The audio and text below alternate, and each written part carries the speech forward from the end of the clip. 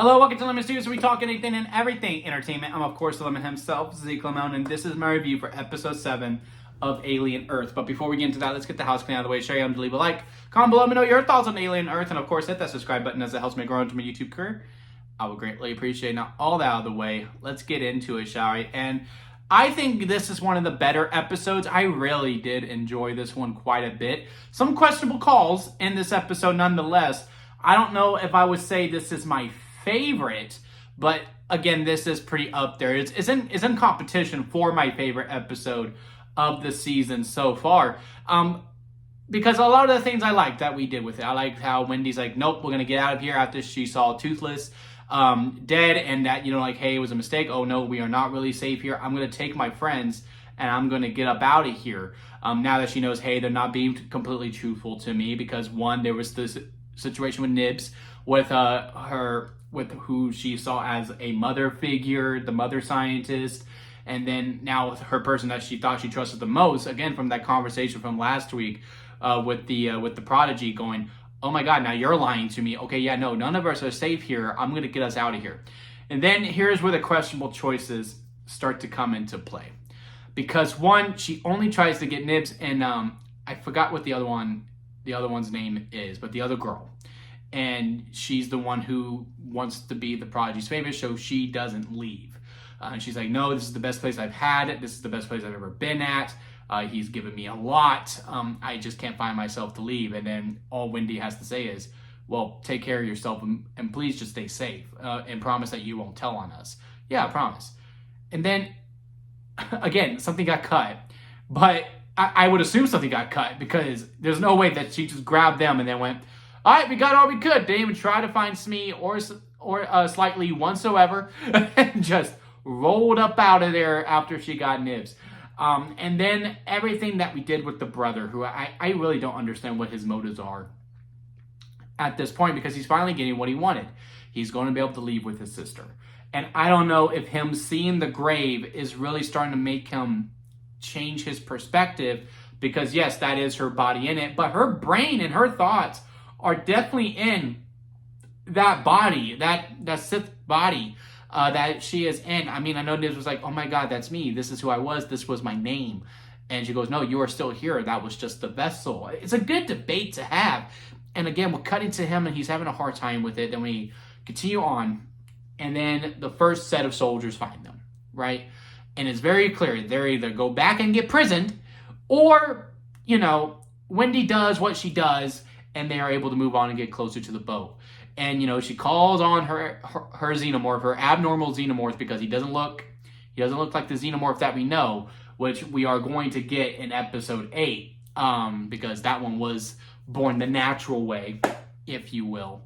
And he wreaks havoc and kills everyone in there in very bloody, disgusting ways. It was nice to see. And then, he comes up, she pets him, she wipes off the blood off him and says, hey, stay close and all that. They're able to communicate. And, he's really uncomfortable with that. Why?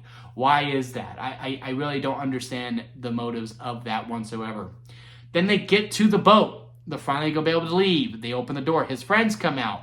I get it. They are his friends. But, again, this goes back to my problems with the show overall, of problems that, they just haven't given enough time to these other characters who are just red shirts by the end of the day. At least I'm assuming. They made it to the finale. I thought they would be dead by this point, but they come out. I told you not to leave. It's supposed to be this big altercation that I fully didn't feel, to be honest with you.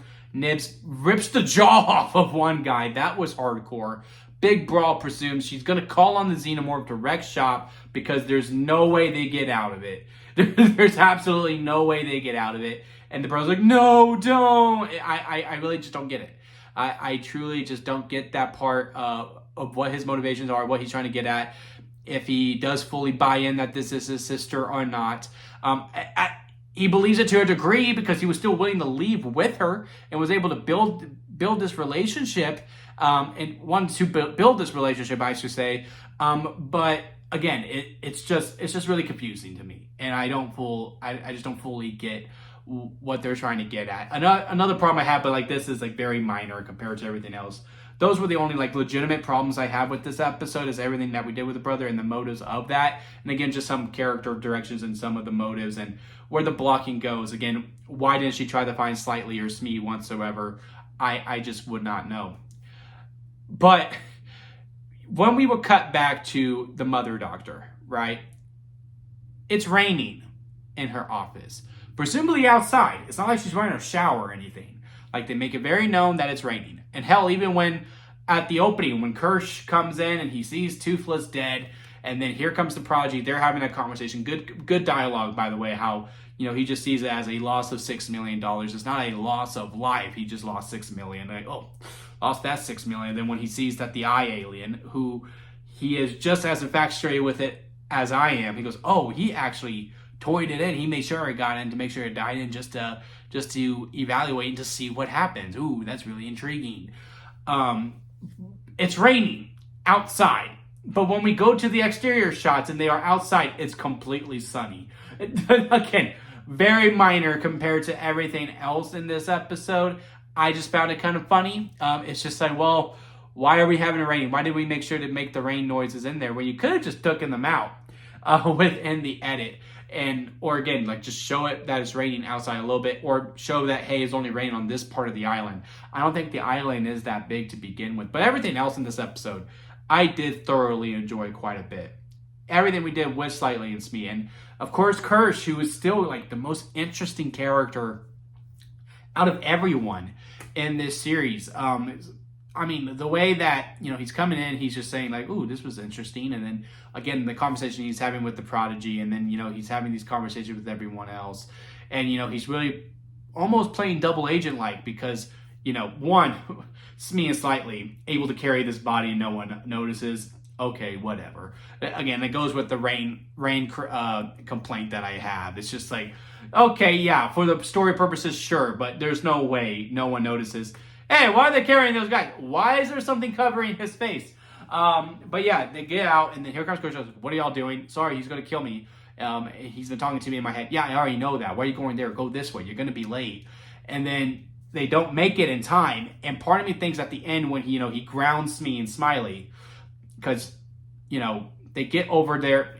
He comes back alive. The face hugger has let go. He comes back alive. He doesn't remember anything. It's a very, very good scene. They're having good dialogue. They get to the river, and then he's all of a sudden like, none of this is right. We shouldn't be doing this. We'll figure this out together. They start to walk back, and then, you know, his chest explodes. Alien gets out. Chest burster gets out and goes off into the wild. They carry the body over there. Here comes Morrow. Why am I looking at a corpse? Let's take the bodies. They're gonna follow me. Kirsch grabs the chest burster. He captures it. You think Morrow gets it, or part of his team gets it, because there's a lot of them and they're outside. But no, once they break in, here comes Kirsch with his army. No one likes a sore loser. Puts the chest burster on the floor, and then, you know, gets his two guys back, and then says they're grounded. Part of me thinks that they only grounded because they didn't make it in time. I really want to know what his overall gameplay was, because again, he goes, you're going to be late. You need to hurry. So he clearly wanted them to make it in time to get the chest burster to Morrow. But again, I don't know what his play is, because he hates Morrow. This nice back and forth that they are having. I'm really curious to see how all of this cultivates into next week. Yeah, again, overall, this episode was good. Action, a lot of fun. I liked a lot of the character dynamics. I like where everyone kind of stands. Again, just some questionable choices overall. I don't know if Nips is completely dead, because I feel like we had something bigger for her. I don't know if she was just a plot device for Wendy to be like, okay, yeah, she went crazy. They wiped her memory. And then this was like the first red flag for Wendy to be like, oh my God, I am not really my own independent person here. And then seeing Toothless dead and like they weren't really that worried about it was the final straw. If that's the case, I guess fine. Or maybe this is where, you know, she does turn heel on her brother and, you know, she sends the xenomorph after him. I am very curious to see how this all ends next week. I did not think this episode was as bonkers as I thought it would be, but maybe next week it gets more bonkers. We are going to get a xenomorph versus xenomorph fight.